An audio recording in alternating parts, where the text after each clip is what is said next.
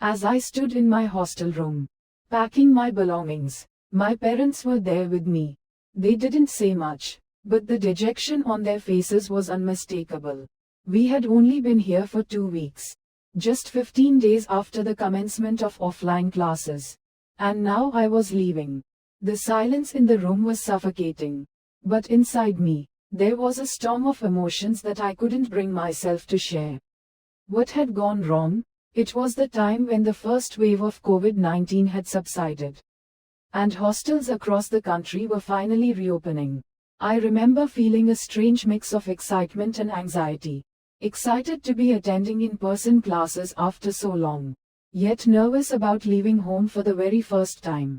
My parents and I had visited a few affiliated hostels to choose one that suited me best. The first one we visited was awful, cramped, stuffy, and devoid of any windows. The rooms had shared bathrooms, and I just couldn't see myself staying there. So, we looked at other options and finally found one that seemed better.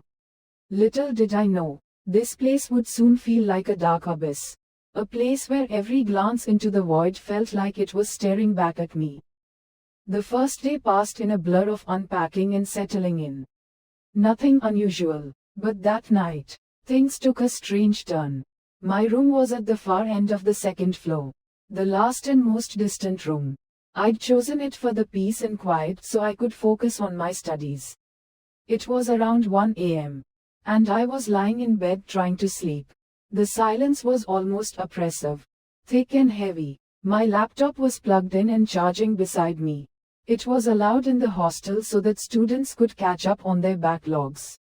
I had left it in sleep mode, and just as I was drifting off, the silence was suddenly shattered by the sound of an audio file playing. It jolted me awake, heart pounding in my chest. A few seconds later, I recognized the voice. It was our physics teacher, his lecture inexplicably playing on my laptop. I quickly shook off the scare and assumed that I must have accidentally left the lecture open before I'd closed the laptop earlier. Switching it off properly this time, I went back to sleep, though little did I know that it would be the last restful sleep I would get for the next 15 to 20 days. The next morning, I was up at 5:30 for the mandatory exercise session.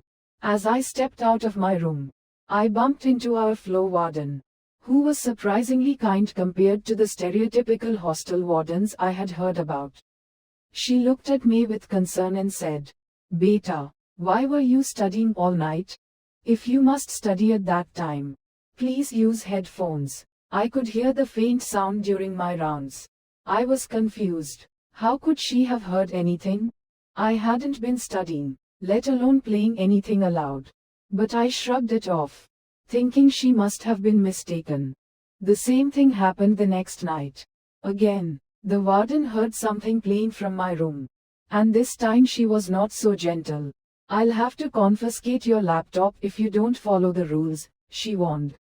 I was adamant that I had switched it off, but she seemed convinced otherwise. We had a small argument, and the matter was dropped, though not without an uneasy feeling settling in the pit of my stomach.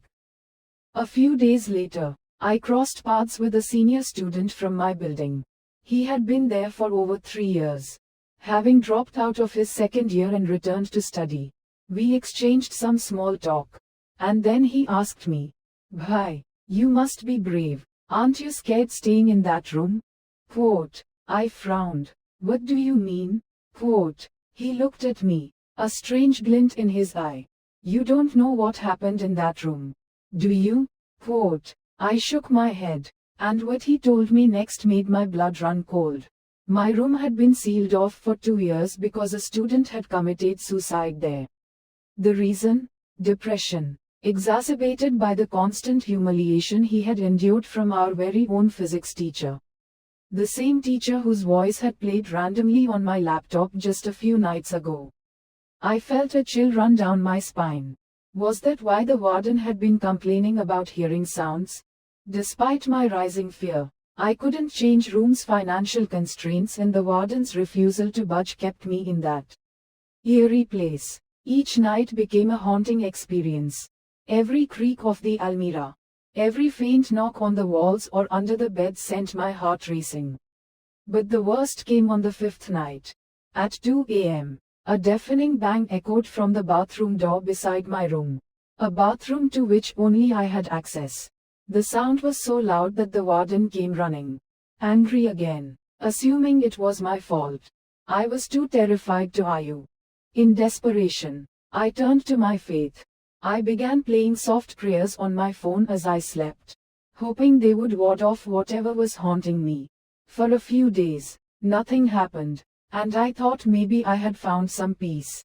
But on the 14th night, something changed. I woke up abruptly, and to my horror, the prayers had stopped. My heart raced as I lay still under the blanket, my eyes wide open. Maybe the battery had died, I thought, but then, I heard a loud crash at the far edge of the room.